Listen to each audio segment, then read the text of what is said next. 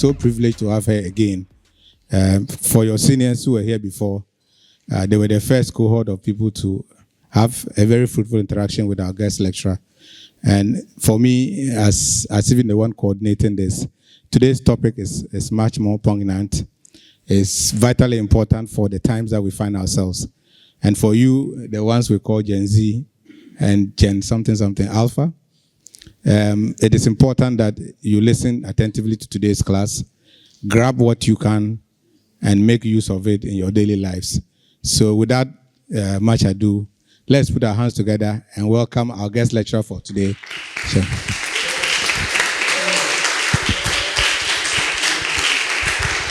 Hi. Great. Good evening, everyone. I just told him it's always, I've got a daughter your age. So unless it was her, I'd normally feel pretty nervous standing around the Gen Zs because you guys are a really, really dynamic and crazy lot. You're the ones that are changing the world. You're the ones that are making Europe and the rest of the world get scared about things. So very quickly, my name is Fatima Alimohamed. I am from Kenya. East Africa. I've been in Ghana for 15 years. And I call myself the guru of marketing on the continent. And I take that as an open challenge for anyone that wants to challenge me on that, because I've been to 34 countries within the continent. And one of the challenges I see that we have as Africans is that we allow people from the outside to dictate for us what should be the way we move, the brands we do. And yesterday, listening to His Excellency Mahama was the first time I felt really proud. Even though my president of Kenya spoke, I felt prouder listening to Mahama because he didn't use a teleprompter. He spoke from the heart, and it was high time that we stand and take charge of the continent. So what is my presentation about today? Obviously coming in from the space of marketing and strategy, I work in terms of building brands across the continent, and I'm more interested in building African brands than international brands because I believe they have a lot more potential. I tend to work with labs in terms of startups, accelerators, with MEST, which I'm sure you've heard of, people like GNBC, MasterCard Foundation. So I do a lot of trainings in terms of young entrepreneurs who are looking at moving forward. And if there's one gift I can ask you guys to take as the young generation is, unlike people like me who are 50 plus, we can't take a chance in terms of experimenting. We have one leg in the grave, and everything that we've done is done, and it is you that are able to hustle. If anybody gives you an opportunity to take 5 different roles, 5 different jobs, 5 different startups, try it, because the chances is that probably 2 will fail, but you might make it on 3. We don't have that liberty. So my presentation today is about you, the Gen Zs, the people that are shaping the world. Now, I don't know how many of you here are in either media or marketing. If you are, please put up your hands, because then I know whether you understand. Okay, so you're one and you don't want to put up your hands. Okay, there. So basically, you guys are aware of segmentation, correct? That when we look at profiles of people in an economy, when we're looking at them as consumers, this side of the world, we classify them as A, B, C, 1, C, 2, D, and E. The Ds and the Es at the bottom of the market, which is 68% of the market. And then if you go to the southern part of Africa, they call it LSM, which is lifestyle measurement. Now, lifestyle measurement, how do you measure it? Taking into account today's day and age, if Ghana Statistics was to go out and do what they call home censuses, they come and knock on your door and they say, can you tell me what is the salary and how many people live in this house? The chances are they will tell you the father earns this much, the mother this much, and the kids are going to school. But that is not the reality in today's situation. Everyone's hustling. Everyone's doing something on the side. And that income is not being captured. The generation like yourselves, which when we go through, you will see are called the aspirers. You aspire. A lot of you, and please do not kill me for saying this, will probably be seen driving your parents' cars, using your parents' credit cards, doing a lot of window shopping, but not of your own money. One, because of the age that you're in, but also the privilege that comes with it. But when we go and look at different people in different segments, we start realizing that when we break people in A, B, C1, C2, LSM, that is purely demographic. It is based on how much do you earn, what is your education, where do you live. When we talk psychographics, psychographics is about the mind. And today, the world is shifting because of the mind. Now, a lot of you, I don't know how many are pro-digitalization and how many are anti. I am pro-digitalization only until it reaches to social media. I'm totally anti-digitalization because of what it's about to do and how it's about to control human beings. I don't know how many of you have ever watched the series 100. Anybody watched it on Netflix? Yeah. So most of you will understand what I'm talking about. And how many of you have ever heard about 15-minute cities or read about it? If you haven't, please take that as homework for today. 15-minute cities is the new 2030 vision. That is what the United Nations, that's what the global world is working to, which means, so if you look at places like East Legon, look at Spintex, look at Trasacco area, it's about controlling people to live within 15-minute city radius, which means your hospitals, your schools, your banking, everything is going to be within that area. If you choose to move out of that area, there is a tax. Now, I don't know how many may have traveled to London. If anybody has, you must have seen or heard about congestion cities, which is a CC. So if you cross a certain area, you are charged extra for being in that area. So globally, this is happening. And this is happening to us as much as we think that we are in the supposed third world. But it is happening so fast, and digitalization is going to control that. So what is happening very quickly as we go through these things, you will see things like Vietnam. How many of you are aware Vietnam 4 days ago blocked 86 million bank accounts because people refused to give biometric data and digital ID. 86 million accounts in a country of 100 million. So clearly, that is one of the biggest challenges. As of 2 weeks ago in London, you cannot withdraw from your own bank account £2,000 unless you're able to explain to them what you need that money for. You cannot take more than £200 out of an ATM unless you're also able to tell them why you need something more than that. This is your money, which is supposed to be in your control, but it's now being dictated. And if many of you, I don't know how many of you have running accounts that you continue to operate in Ghana as well, it has also become an element. So when you hear about Ghana Card, please understand that is what it is moving to, so that you cannot do anything without it being controlled for you. So it'll be decided whether you can send money out or not. How much can you send? Who are you sending it to? So when you get tracked in that manner, it means that you will be controlled in terms of what hospitals you go to, whether you can go to hospital.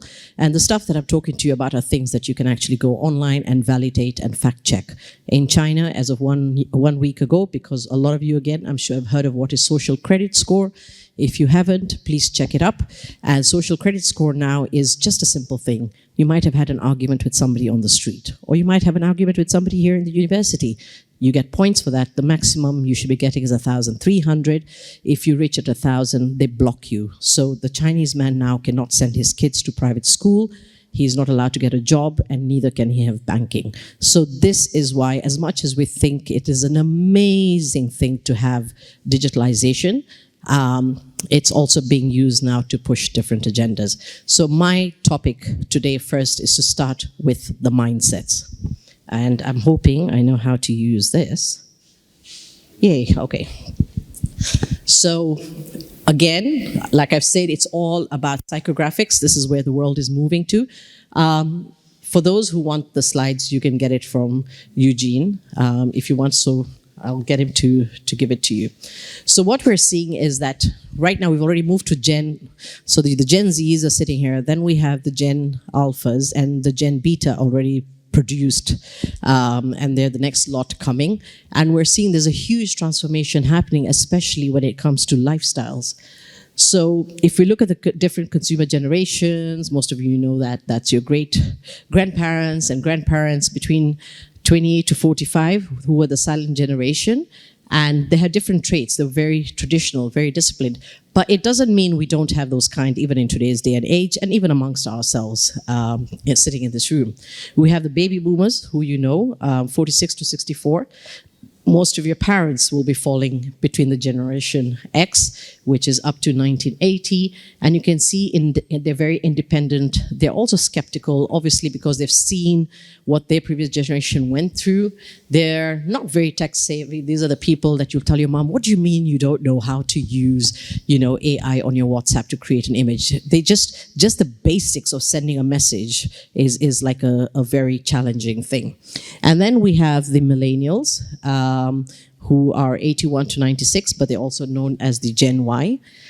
And then we have, I'm assuming you guys are falling in that lot because of 2012. My daughter's 23, and she would still fall between this, but then you also have the Gen Alphas who came in now over the last 2 years. But what we see as your generation, if I focused on that, you are what we call true digital natives. And you're very diverse, you're very entrepreneurial. A lot of you are doing deals, or you're finding ways to make money, or you're charging for things, or you're learning stuff online to be able to figure out how to make money. Your attention span is very short. And the reason is, it's not because you don't want to know. The chances are it's because you already know. Because you're the only generation that has been exposed to so much information through social media, and also the kind of information in terms of courses, and you guys are always trying to figure things out. So you guys are way ahead. The difference between you and the generation that I come from is that we had to be taken through this process. We had to work. We had to have a job. We had to know what it meant to be fired. We needed to know what structure and systems are, which you don't. And that's the beauty about the generation that you have. It's because you're able to just go and do and make a mistake and move on. So understanding the consumer mindsets. Now, we have what we call different mindsets. Now, this changes from you thinking about people in terms of ABC1 classification or LSMs. So the first lot, the group that we call succeeders. Now, what I want you to know about this slide, each one of you has an element of the other, okay? Succeeders, their main motivation is control. So if you think about it, think about the people who are CEOs or people who are running organizations and companies. They're deemed to be seen as succeeding. And these are the kind of people that it means that if you were to sell them brands or kind of cars or whatever, they would like something that they're able to be in control of. Hey, let me get an AI assistant who's going to manage my timetable. Let me get a car that's going to be able to tell me, where do I go? What do I do? How do I move? Then you have aspirers whose motivation is status. It's all about image. It's all about looking good, flossing, the soft life, as you call it here, to look good. Then you have the explorers. These are the people who are willing to just go out there and take a chance. The people who are willing to bungee jump, the people who are willing to go and do paragliding, the people who are willing to just get up and decide, I'm done. I'm taking a break for 2 weeks, a month from uni. I'm going to go and explore whatever is out there. And then we have the mainstream. The mainstream are people like me, our parents, the ones who want safety. It's all about security, having a home over your head, having, fees to pay, making sure there's 2 meals a day. So we're not the people who are willing to take risks, okay? And we're willing to just take things as they are. And then you have the reformers. It's all about freedom. So if you look at what's happening globally, all the people who are doing the marches, the protests, these are people who will be explorers, reformers, and aspirers, because they want to change the world. They want to reform the world. They want to do things differently. And then you have those, now coming to the strugglers and the resigned. Generally, if there's anybody here who's in economics or, again, like I said, marketing, you have been taught that we have what you call the poor, and then you have the rich, and then you have the mainstream, and you have the middle class. But that's not true. Why do I say that? Even within the poor, you have 2 types of poor people. You have the strugglers, whose motivation is to escape from the situation that they're in. These are the people who wake up every morning. They're probably the conductors on the trotro. They're the ones who are selling tomatoes on the street. They're the ones who are going to factories with the hope that they'll get a permanent job tomorrow. The resigned one, his motivation is survival. If I can make it today, then I make it today. Now, let me give you something interesting. We've talked about succeeders and being in control, and these are the people that earn, and they have the money, and they have the great life. Now, what if I told you that the resigned poor or the struggling poor has the same trait as the succeeder, and likewise the succeeder has? So I'll give you an example. How many of you have seen or are wearing brands that are not real, but you can buy them, at a low price? A Gucci, a Cartier, an Armani belt, a Boss t-shirt, not the real McCoy, but you're wearing it, right? When we go into Makola, we will see a lady carrying a bag. It will say Chanel. She'll even have, slippers that will say Louis Vuitton, and maybe it won't be LV on one, it'll be VL on the other. But what is that telling you? It is telling you that that person, even in a struggling level, is able to understand brands, which means she's an aspirer. She aspires to get something better. Now think about the guy who's a succeeder, who can afford to buy the Audemars Piguet or, whatever, Hublot watch and whatever.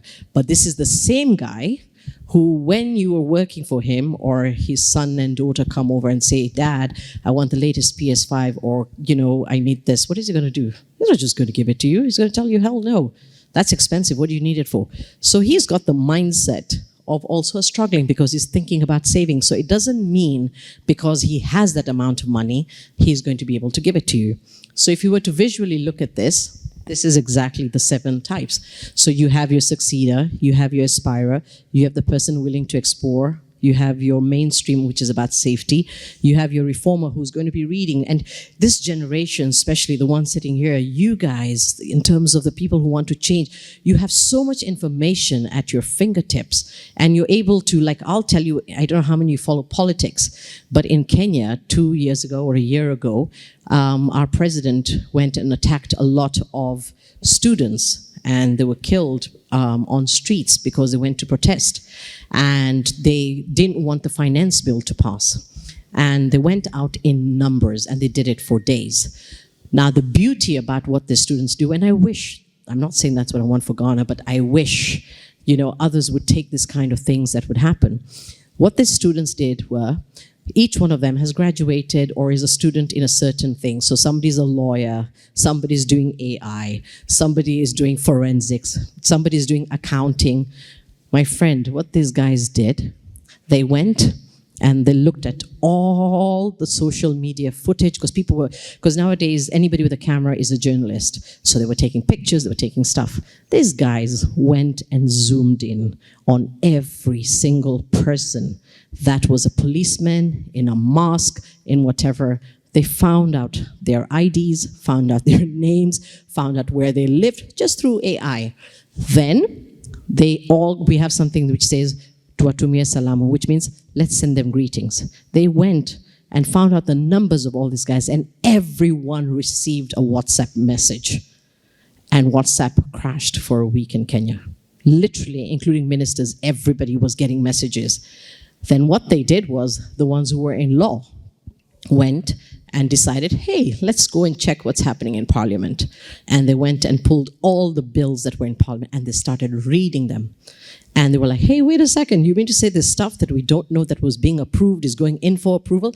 They started bringing it out. And what they did was, they got translators, and this is just your age guys. They went and they translated everything that was pending in Parliament for approval in local languages, and it was sent out.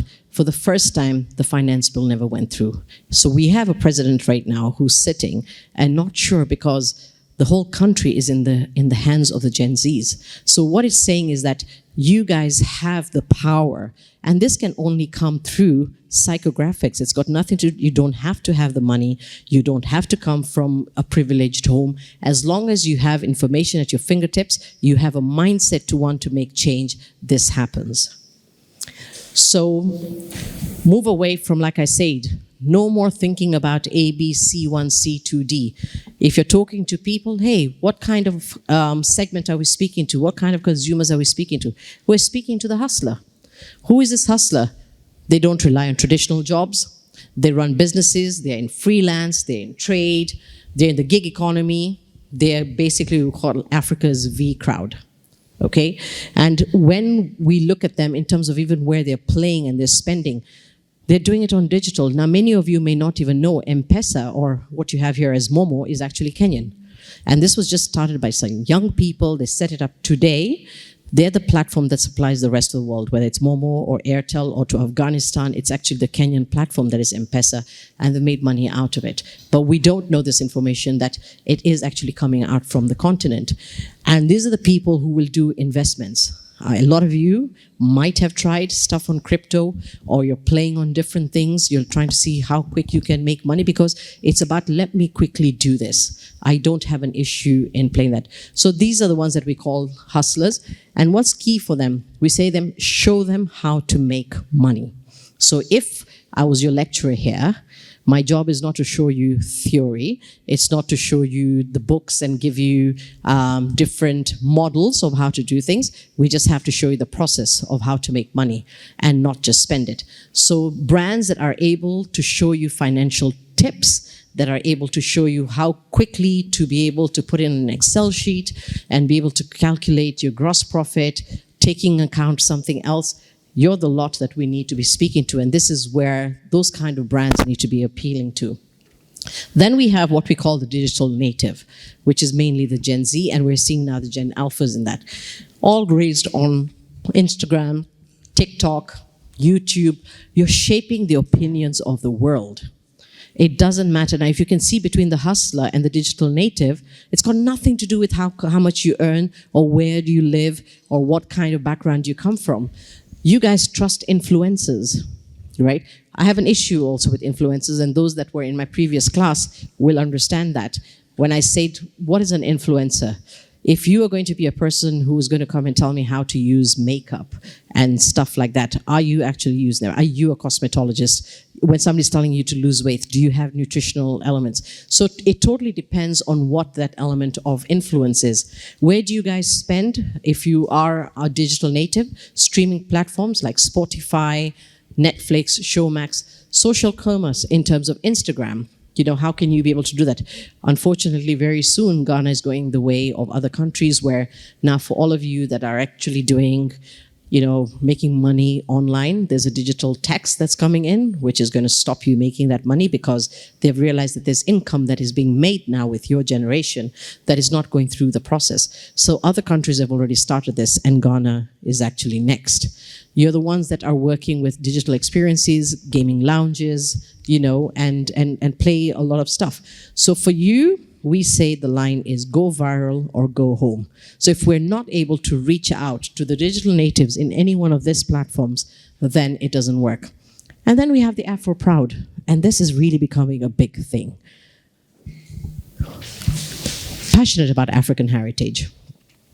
Same thing, I'll keep comparing Kenya to here, because obviously that's where I come from, but this is something that we're seeing everywhere. In Ghana lately, everybody wants to be called by their Ghanaian name. Call me Kweku, call me Kwabs, you know. You go to Kenya, they want to be called Wairimu, they want to be called Joroge. So we're seeing this trend happening. We're seeing this also happening in places like India, we're seeing it happening in Europe. The localization, the dress code. I mean, I'm looking at a lot of you here. When I see your hair, I can see what you guys are doing. There's a representation and the image of the Africanness in it. And this is what you're pushing without knowing that you're intentionally doing it. And you would prefer to also have music, gengetone, amapiano.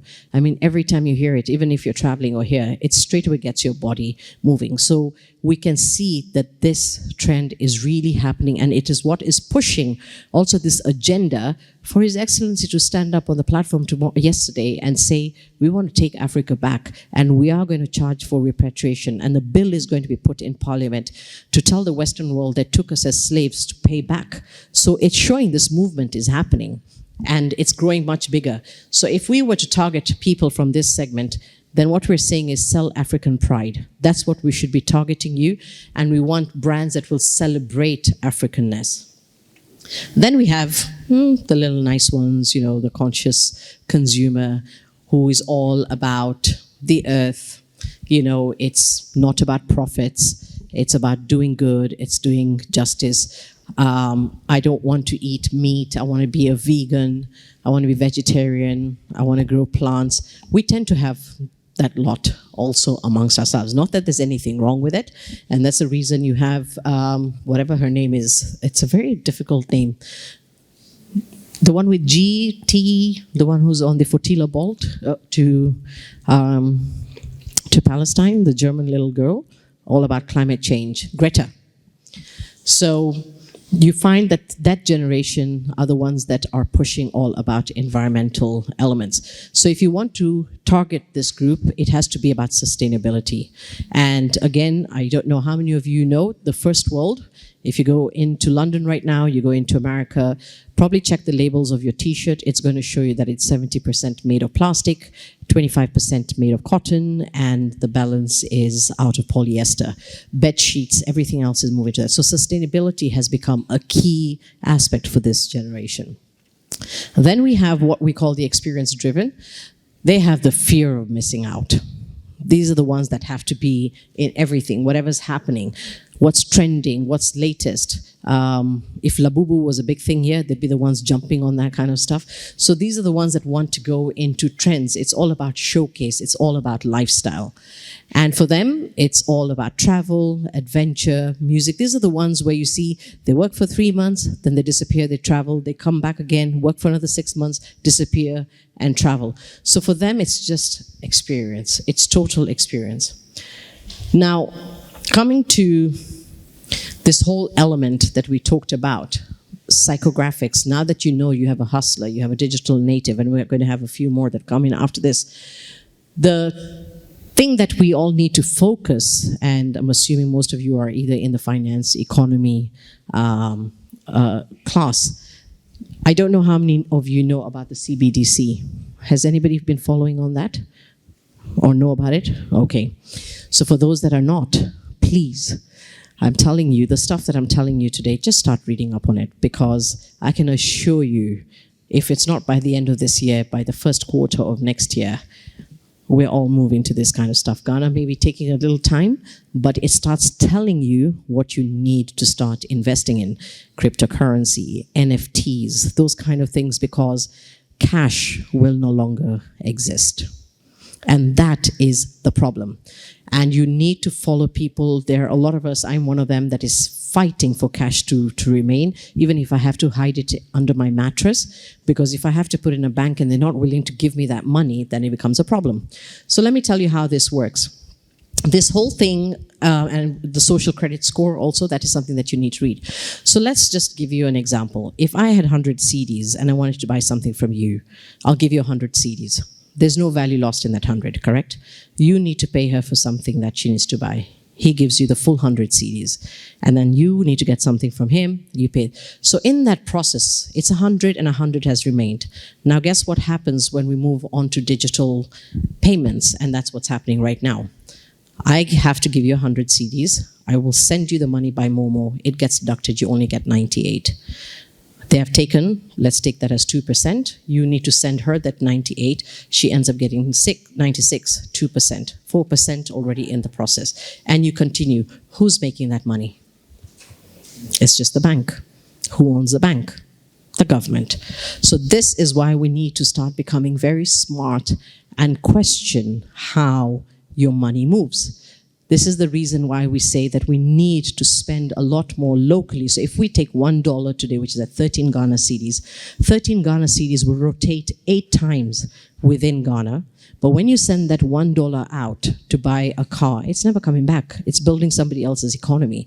But 13 cedis, by the time I send it to you to buy plantain, from that money you've gone and paid the person for transport, the person for transport has paid the farmer, it has rotated. And that's the reason why we're really pushing for us to focus a lot more on the continent. So social credit score is something that you really, really need to start looking at, because I'll give you an example of a very close friend of my daughter. This guy was admitted into Princeton University, very happy. They graduated at the same time. My daughter was schooled out of GIS here before she flew out. And this boy got into Princeton. His family took him, admitted, everything ready to start. 4 or 5 days later, he was expelled.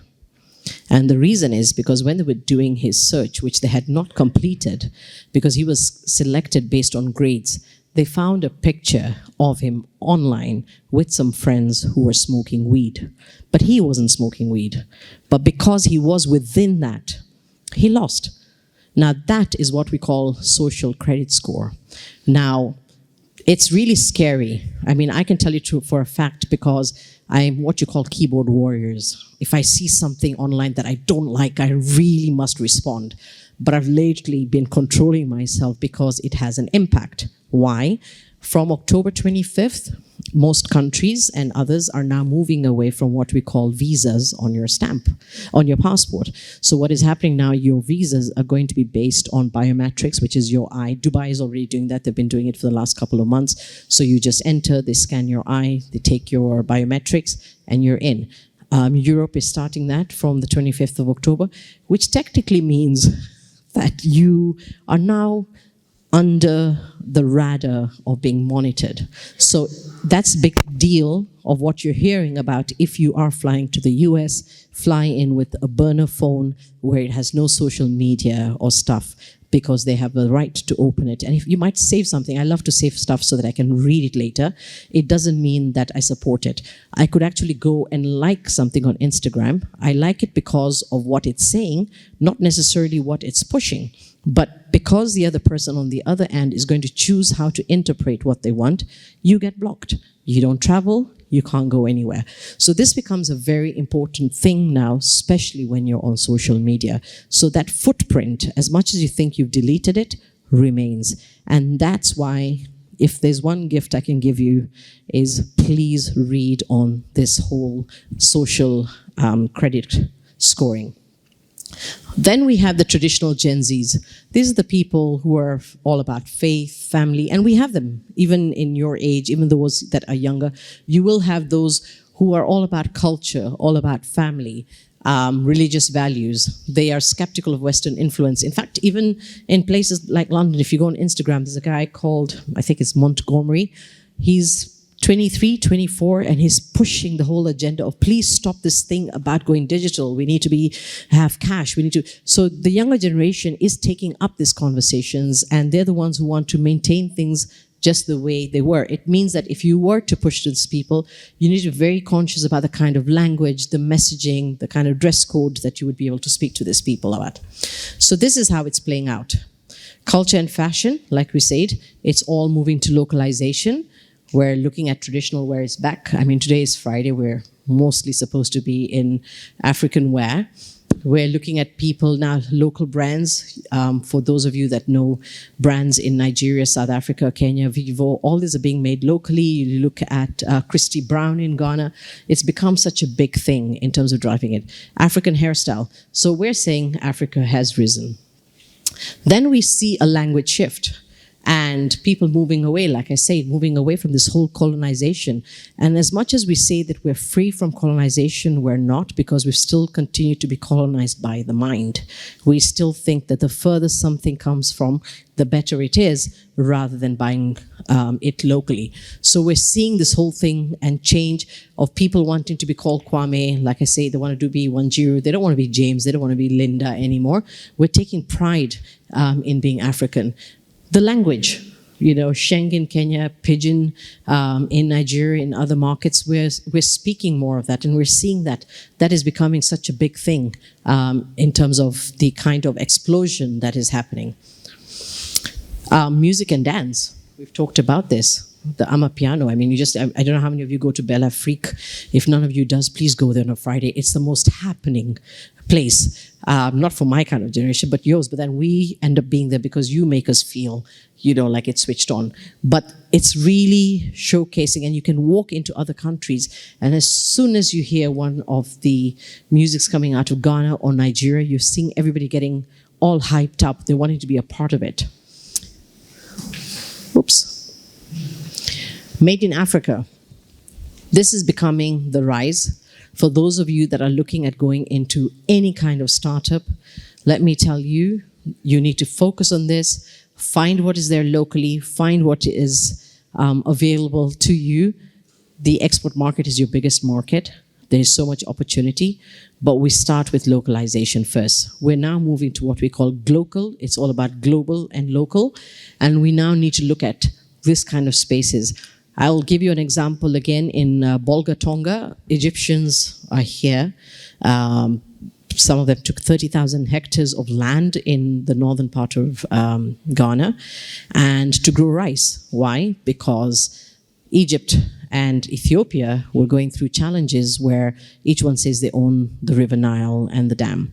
So Egypt refused to allow Ethiopia to use it. So I'm sure most of you have seen that Ethiopia just launched a few days ago. They waited for a couple of years and they said, sorry, F you, but we're going to do this. And that's what they did. Now, in the process, Egypt needed a lot of rice. So what did they do? Go out there, find wherever you can, and get it. So they came here, and one of these guys brought his agronomist, and they're walking around Bolga Tonga, just checking the soil for the rice. And then he just sees something, and he's like, this is interesting, and the guy picks it up. And he starts asking the locals if they even know what it is. And nobody knew what it was. And guess what it was? Truffles. Now, truffle costs per kg $3,000 per kg. It's a mushroom, but it's a kind of mushroom that they convert into oils and stuff like that. So imagine $3,000 and we Ghanaians are just walking there not even thinking that it has value. If you talk about sacks, you look at northern region, fonio. I don't know how many of you know fonio. Fonio is millet. They're now making sacks out of that, okay? One of the things that I keep pushing, here we eat coffee brookman, we throw the skin.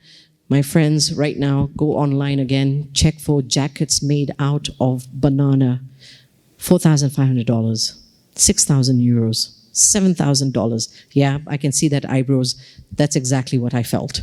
And this is what I'm trying to say, that the global world is doing this, and we are sitting here and not seeing the opportunity. These are things that are growing and being thrown. Just go online, look for a company called Pinatex. It's in Philippines. They have patented making leather out of banana and just pineapple heads. Now, this means this is something that we can do here. And with ideas that you have, if you reach out to people like the MasterCard Foundation, reach out to people like AfriLabs, have an idea, they'll start working with you. And before you know it, you can actually put a pitch deck, you put your information out. Somebody's definitely going to invest $10,000, $20,000, $50,000 based on the ideas that you have. But it all works based on numbers, okay? So I just want you to know that you guys have so much sitting there for you with this kind of mindsets that you just need to find that one thing and get it right. And there are people that are willing to help you. You just have to ask questions, and there are people willing to share this information with you. So digitalization, like I said, it's control, not freedom. So cashless, that this is becoming a big thing already. It's already happening in other markets. You can't withdraw your money. You can't take out monies from ATM. Everything has to be paid by card. And now they're even moving away from card and saying, put it on your phone. And then your phone basically is always attracted next to the nearest tower. That's how information gets out, and from there to satellites. So as long as you have your phone on, at any point in time, you are tracked. Digital ID, it will reach to a point where you'll have no access to food. You will not be allowed into a supermarket. You will not be allowed into certain stores. And this is already happening, and I will give you examples of countries that are already doing it right now. Health data, people like myself, many of you that are wearing smart watches that you monitor how much you walk and what's your pulse rate and da-da-da, that information goes to the insurance companies. So when you then decide to want to put in your insurance claim, they'll say, oh no, wait a second. You didn't tell us that you have heart palpitation because we noticed that your heartbeats have not been, how did you get that information? So everything is going out there. So the intention is to control. So that means pay higher premium, we give you the insurance money. When we talk about restricted withdrawals, I've already talked about that. You can't take out a lot of cash. I'm sure most of you must have seen this video. It's gone viral over the last couple of weeks of a guy who walked into the bank and he said he wanted £2,000. And he was like, why? What do you need it for? And he got so angry and he's speaking to customer service and he put the phone on speaker. And she said, but sir, we need to know, what do you need the money for? And he said, I want to buy my son a bike. And she goes, okay, sir, do you have the receipt of where you want to get it from? And he said, no, because I'm going to go and figure out where I'm going to get it and then see what I need. That is my budget of what I want to buy. So she said, well, sir, I'm sorry. Kindly go and find where you're going to get it from, and then you can come and get it. And it's a trending video, so it's already in effect, okay? And you can't take it. Just for your information, I had to travel last week, and I am with a certain bank who I can't mention, and they didn't allow me to take my dollars with me. The explanation that was given is the new rule that has come in, yet as you travel, you are allowed to take up to $10,000 with you. But no, you can't choose to decide to take it out of your corporate, or you have to take it out of your personal. So it's becoming very, very difficult to do that, and that's already happening in Ghana. So I think a lot of you may not be privy to this, but this is happening. Social credit score, it's basically a behavior control, which means walk this way, talk this way, dress this way. If you do not agree with what is, I've given you an example, Vietnam, last week, 86 million bank accounts have been shut down because they've not accepted to do biometrics. And then the CBDs, which I've asked you to read on, it's going to tell you when your money expires. Now I'll give you an example again. In Kenya, our president just last week announced that people who are not using their money and it's sitting in the account, the government's going to take it. Like, you're going to take my money because I'm not spending it. You know? But what do you do? Like, if somebody comes and blocks your account, which court are you going to? Who are you going to fight with? You know, it's becoming tight. The whole idea is about control. Now, the question is, if you take the money out, you go and hide it under your mattress, then they're saying you can't pay things by cash. Where will you use that cash? So the whole idea is about controlling it in that manner. And then what it does is exclusion of the vulnerable. It means that the people who can't afford it, and this happened in Nigeria as well, when they introduced the e-Naira, the people in the rural areas were blocked out. They were not able to do any transactions because they don't have smartphones. So the idea, again, goes back to when you hear about all these things that they talk about, Bill Gates and control of human population and wanting, this is exactly it. It's being done without knowledge. And that's why I say it's all about psychographics. It's about opening your mind to the kind of things and information that is happening out there. So real world examples. India, they have what you call the Aadhaar card. It's 10 steps ahead of the Ghana card. You can't do anything without this card. But they had an error and millions were not able to get their food rations just because there was a digital error in one of the systems. So it clearly shows you, at the end of the day, it's humans who are inputting the information, but now digitalization and robotics and AI and algorithms is becoming smarter than the human brain. So in the process, it can choose, whoops, I don't know what I did. Ooh, sorry. Okay, I don't know what I did. Sorry, I don't know what I did. But anyway, so there's an example I've given you of India doing that. Nigeria went through the same thing in terms of the e-Naira, where it blocked out a lot of people. China, I've just told you, oops. Okay, China, social credit score. This is so scary, and by the way, it was started by them. The social credit score will even decide whether you can fly out of the country or not. It decides whether, when you're at the airport, I will block you. And this is why I'm telling you, it's great to be in the digital world, but please understand how scary it is. If somebody just doesn't agree with me on something and happens to sit somewhere of power and has access to my information, which everybody will have, can decide that when I'm ready to board, all of a sudden take me off the manifesto and I'm not ready to fly. And you're blocked, okay? Then we have bank restrictions, which we've talked about, insurance and health apps, which we've already talked about. So the slippery slope that we're talking about, cash to digital is a big no-no, and this is something that we really have to talk about all your transactions are monitored. Why do you think there's a charge for you to use your mobile?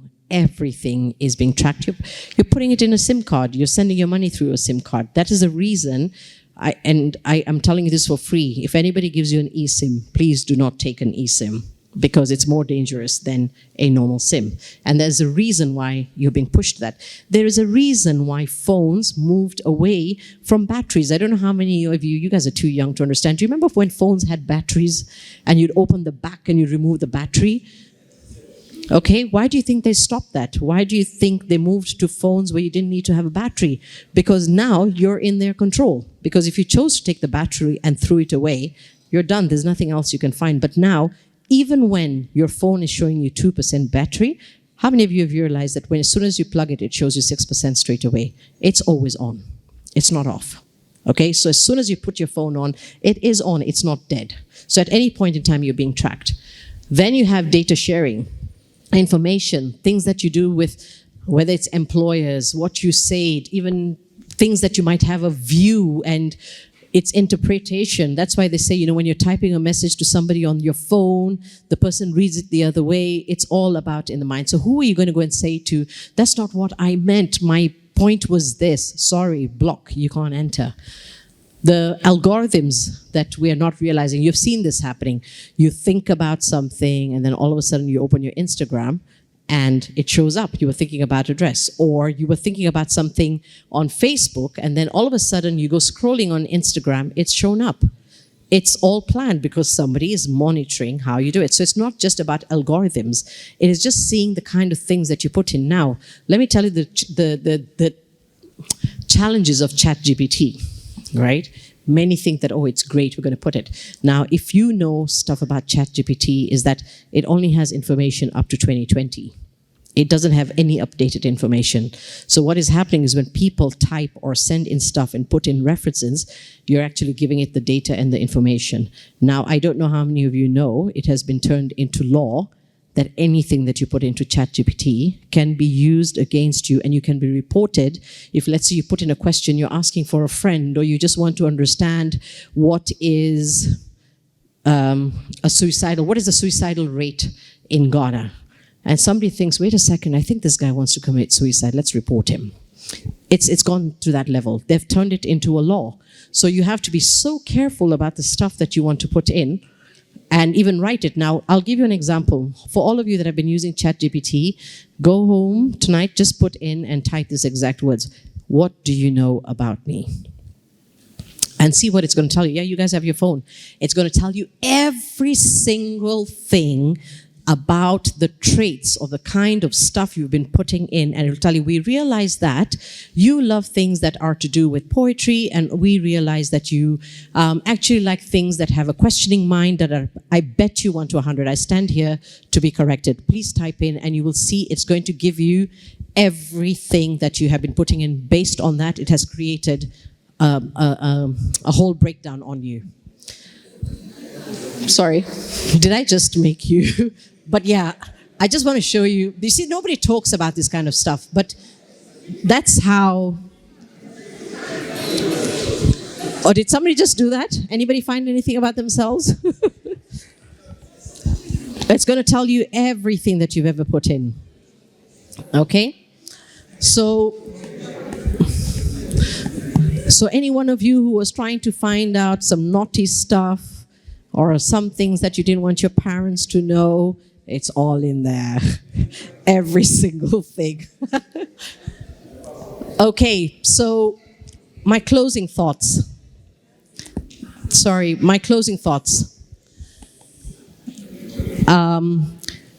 my question to you now, after knowing all this, is who really controls your freedom in a digital world? Is it you or is it Big Brother? Is convenience worth the cost of autonomy? These are questions we need to ask ourselves. Digital systems promise efficiency, but is creating a society where access to money, to having a lifestyle, is all going to be controlled. The question is not about technology, it's about who holds the power to switch you on or off. And The question now for me to you is, after having gone through this, is demographics the culprit or is psychographics the culprit? Thank you very much.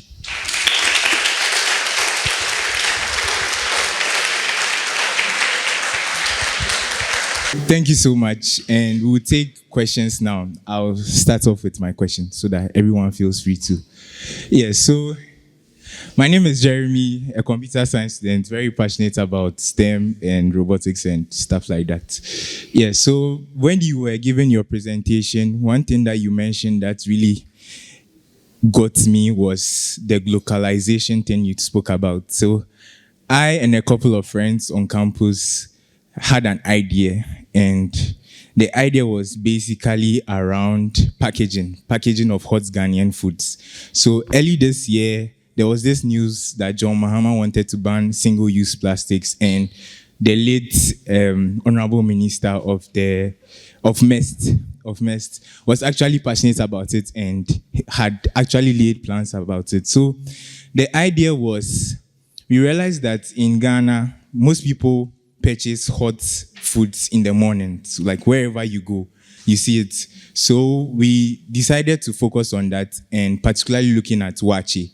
So waakye, because you realize that most people enjoy it, and whenever they are buying it, they prefer to buy it from the styrofoam packs. And our thinking too was, there's also the traditional leaves, which is being speculated that it has this health benefits. But then some people too are concerned that when we go in for the traditional leaves, we are thinking, has it been cleaned? Or is it safe? Did they put it as a safe space for me to actually go in for that? So we realized that there was a gap, and it was actually a bold idea to think around how we can bridge that gap. So I just wanted to pose to you that this is an idea that we are still working on. And since you mentioned localization, if you'll be willing to like give some contributions or mentor us in whichever way. Thank you. I'll give you my email address, and then you can send it, and I'll help you guys set it up. It's definitely a place to go. So I know the former minister, we were actually having a conversation on this. And so let me tell you something. Electronic vehicles, EV, Tesla, how many of you think it's really good for the environment? That it's being brought to you because it's great for the environment? You're a STEM, right? So you would believe that. So what if I told you that the batteries that have to be used to run an electronic vehicle, an e-bike and whatever, is lithium, right? Lithium has to be mined, right? So you're mining it out of Afghanistan, out of Ghana, out of a lot of countries. What happens once you mine? And you can't grow anything in that place. So how is it that that is supposed to be good for the environment when you're taking away from the environment? That's the first question. Second, to produce electricity, what do you need? Water. So if everybody is going to be running now on EVs and electronic vehicles and that, what do you think is going to happen to water? Now, my third question a third insight. How many of you are aware that water is going to be the most expensive resource by 2026? You will not be able to get free water ever in your life again. So let me tell you this. One thing that I do, even at my age of 52, I make sure that every day I learn, if not one, but 3 new things every single day. I make sure I invest myself and I read before I go to bed. I'm not talking about books, making sure. And if that's a gift you can give yourself, do that first. Second is, just last year, like I said, I'm 52. I went and did another MBA in AI and design thinking, because when the mind wants to do things, it wants to learn, it wants to do things. Now, Elon Musk is actually the one that has gone and has worked on this whole program of ownership of water and is working with a certain team. It's online, so I'm not telling you anything that is not online. Please go and read on it. It's talking about taking water and now water being converted into packed form where you will not be able, because you're already paying anyway water through Ghana Water Company to get water in your taps, but nobody's drinking that, right? Everybody's buying filtered water, whatever. Water is going to be the most expensive mineral, even more expensive than gold or silver, and it will be traded. It will be traded online. It is going to be a traded product. Please read on this. So why I say that it's important for us to understand that the kind of area you're looking at is important. And there is a solution to that. And I do believe people are moving to the traditional aspect. So I would definitely want to help you on that. Reach out, and it's definitely something. Styrofoams will be banned. That the president has said it will happen. But my concern is that we tend to do a lot of things that are based on international trends. Climate change is not our fault. We have forests. We live in greenery. 70% of the world's air is actually out of Africa. So the climate change is coming from the rest of the world, but we're being penalized for it. So when they tell you, ban plastic, ban this, it's because it's a problem for them, not because it's a problem for us. The problem for us is our mindset, our attitude, and our behaviors. If people would stop throwing plastic bags, they would stop throwing and put it in a bin, we will not have the issue that we're having. So by banning plastic does not mean that we will still not live the way we've been living and doing things in the manner that we expect. It's somebody else's business to clean up. Okay. Thank you very much. Appreciate it. So we'll take questions. Karibu. My name is Ben. My name is Ben, and I'm doing computer engineering. And you mentioned something very interesting. I think Jordan Peterson, I believe you know Jordan Peterson, mentioned about the social credit score. And I think he was mentioning about something in Canada in relation to free speech. Now, the question I'm having is like, who is going to be the ultimate control? Because it's like looking at every nation has its own form of control, but it may get to a higher point. And not every nation has like the same ethics or the same morals. When will it like, is there going to be an ultimate control, or there's going to be some division at some point?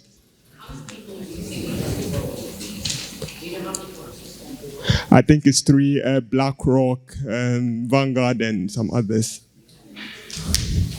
Because they're the ones that control the money that comes to them. So how many of you know, those weren't finance. When you hear that people were going to IMF to get money and blah, blah, did you know that it's your own money you're going to get back from them? It's money that we pay to them every year.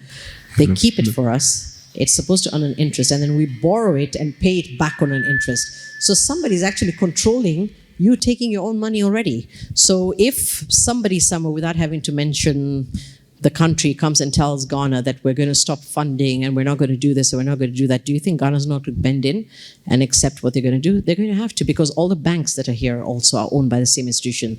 The multinational companies are owned by the same institution. It's only 4 companies that own the whole world. Okay, you spoke about the digitalization of money and other stuff.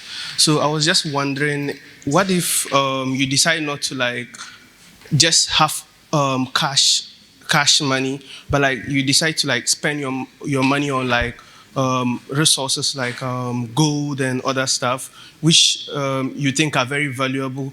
Can they still like beat up that system too as well or something? Because it's going to be controlled. Whatever you choose, look, to buy the gold, you're going to have to need money, right? You're not just getting gold from somewhere. You're going to have to trade it. You're either going to purchase it, whether you're using crypto or you're using Bitcoin. There's a purchase that is happening. And that's the reason now governments, and especially banks were anti-cryptocurrency. But did you know now the banks are moving into cryptocurrency as well? That's why I talked about the CBDC. So HSBC Bank, for example, has moved into cryptocurrency. Nigeria is creating its own. So what it means is that once they give you that digital coin, remember digital coins also are digital, which means it has a footprint. You go and buy gold, you can't trade because it doesn't belong to you. So ultimately, you're still going to pay for it. So whatever you take, and this is my biggest challenge. I wish I had the knowledge and the information that I have now when I was younger, because I'm known to be a fighter and I'm very vocal about the things that I want, because once you earn a salary, you're being taxed. And then once you're taxed, you go and buy stuff, you're being taxed by VAT. And then you go and you further do something, there's a tax in the whole process. So it's the example that I just gave you. If I have to send 100 CDs and the bank is already going to make 60 CDs off that 100, you're 60 CD poorer.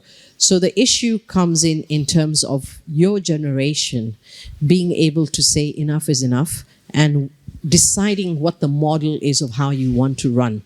And what I love about your generation right now, globally, this is the first time your generation thinks the same across the world. You pick somebody in Poland, pick somebody in the US, pick somebody in Dubai, the mindset is the same. You guys want change. You're no more willing to take things the way they were. So if that drive continues, then I really think there is going to be a difference. For now, all we have to do is make sure that you have people in Ghana who are going to fight against digitalization, who are supporting for cash to continue to be a source of transaction. Okay, thank you. But however, I have one last question. So this one is a bit simple. In short, I was just wondering if you have an accelerator program. I could see that you have a lot of interest in like innovation or like incubating like. Okay, so what happens is I'm a mentor. I work with different hubs and accelerators. So unless you're joining them, but what I will tell you, which I did with the previous class, if at any point in time you have an idea, you think that you want to test it or you want to get to know anything about it, take my email address and just send me a message. And whenever I have time, I will help you on it. Because that is one of the things that I wish I had at my time, that people were willing to help you take it to the next level. So I'm more than welcome to help you on that. Sure. Thank you. Okay, good evening. I'm Mohammed Yassin, and I wanted to ask, with all the trends and all that is coming about, how can we take advantage of it so that although it's scary, but we can still maneuver our way through? Of course. I think, like I said, it is a great, digitalization is great. It's a great tool. I mean, look at social media. It's been able to give us the reality of what's happening in the world. It's putting people as presidents to question a lot of things and saying, let's shut media, let's shut this, because everybody who has a phone has access to information and is also a provider of information, right? What we need to do is and this is where movements are very key, to be able to drive the agenda. What is it that you want to drive? What is it that you want to see as the future, right? There's a lot of positivity. I don't think my negativity comes in from control, because it's really robotic. Everything that is being done is robotic. Control people, put chips in their hands, let them not be able to move from a certain place to the other. Do not take your own money. I mean, then why are you working and slogging for what, right? So we need to be able to fight against those things. Everything else works. There's already all its positives that are happening. We just need to fight anything that is leading to a control that does not allow you to be able to excel and achieve the greatness that you want. I mean, can you imagine you trading? Let's say you're young and you're very good at trading, and you make $50,000, $100,000, and you decide you want to travel somewhere, and somebody tells you, sorry, one, you don't have access to that money. No, you cannot pay for a flight, and no, we're not allowing you into the country. What do you do? So we need to first put down, what do we want as the future? What is it that we want? And for me, most importantly, and this is something that I keep talking about, is, so this is something that I'm working with in Kenya. I'm trying to change the books to stop talking about slave trade. It wasn't slaves that were taken out of Africa. We were enslaved, because the person who was taken was already a doctor. It's just that they weren't doctors in this kind of medicines, but they were already natural doctors. There were people who were leathersmiths. There were people who were nurturers, teachers in their own ways. So we were enslaved. We were not slaves, right? So once we change that mindset, and I believe what is happening with a lot of countries right now, Ghana has already said it's going to parliament, as per the speech yesterday, where we're going to ask for repatriation. My concern is leadership across Africa. That why is it okay for, I don't know, how many of you are from Kumasi? There's a Chinatown in Kumasi. There's a Chinatown in Kumasi. You've seen the 15 Ghana cedi shop. 15 Ghana cedis where you can buy anything. Now you tell me, today the Ghana cedi is 13, a month, 2 months ago it was 16 to the dollar. Now how do you think it's possible to bring something all the way from China, put it in a ship, bring it, pay pay duties. By the way, duty is at around 60%. The lowest is at 52% with VAT, da-da-da. Clear it. Take it from Accra, transport it all the way to Kumasi and sell it under $1. How is that possible? Right? So corruption of the mind, corruption in different ways. Now you tell me we have a Chinatown here. Is there a Chinatown a Ghana town in China? No. And this is happening everywhere. So my concern is that why is it easy for everyone to think that it's okay that we can give them visas to come in? Any one of you try applying for a visa anywhere out. The SHIT that you need to go through in terms of giving bank statements, and despite you having everything, the chances are they'll tell you, we don't think you're going to come back, so we're not giving it to you. Yet you're allowing them in, right? So this whole thing about the big thing that is happening globally about immigration and stuff like that, for crying out loud, if you just go and buy stuff everywhere, it's either made in India or Bangladesh or, coming out of Africa. So without that, nobody's going to survive. So it just needs leadership to have the BALLS to be able to say, okay, enough, and we're going to be able to take this. Then once we do that, we shift the narrative. Right now, it's the question that he asked. Who is going to control us? And it's not us. I mean, think about it. All the information that you guys put up, they go on cloud servers. Where are those servers? Nothing sits here. I'm the former chair of the Agribusiness Association of Ghana Industries in terms of the agri sector in Ghana.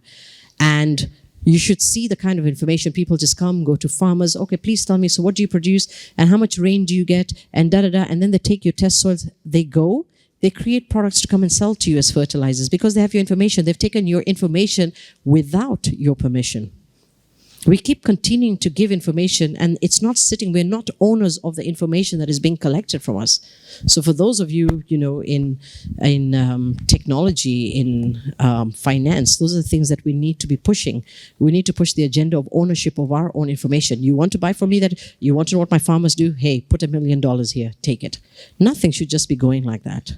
So I know it's a roundabout answer to your question, but the answer totally lies with what do you want? What is it that you want to do? And what is the future that you see that you want for this country and this continent? You spoke about social credit score, and I wanted to find out, wouldn't you say that there's some value in having a social credit score because it'll be beneficial for a society to be able to identify people who have shown harmful behavior and said questionable things and to be able to hold them accountable? So what do you think is the limits between allowing people to have freedom of expression and free speech? Okay, so if you read on anything to do with the social credit score, it is not based on parameters. It's whatever anybody thinks. Now, if I sit here and let's say I'm your lecturer, and I'm not saying this out of anything because I've got red hair. Now, let's say I sit here and I say, I actually don't like the way your hair is, and I think that is not the right way to come to uni, right? And I go and I flag it, and then they suspend you. Do you think that was a right score? Exactly. So the issue is it is being based on individuals' opinions and views. And as society, who are we to decide what is right or wrong, as long as you're following the moral and value compass, right? But what might be moral for me might not be moral for somebody else. So I think if it was to be programmed in such a way that it's got to do with, for example, I owe somebody, and then I owe you money, and then I want to go and do business with somebody else, then I shouldn't be able to do that until I don't settle it with you. So those kind of things would work. But unfortunately, that's not what they're doing. So if you read on a social credit score, it's based on behavior. And that for me is dangerous because who determines what behavior is right and what is not? I'll just do the votes of thanks and we take a group picture and then we are out of here. Yeah. And thank you very much for being here after school hours. Please, can we give it up for everyone?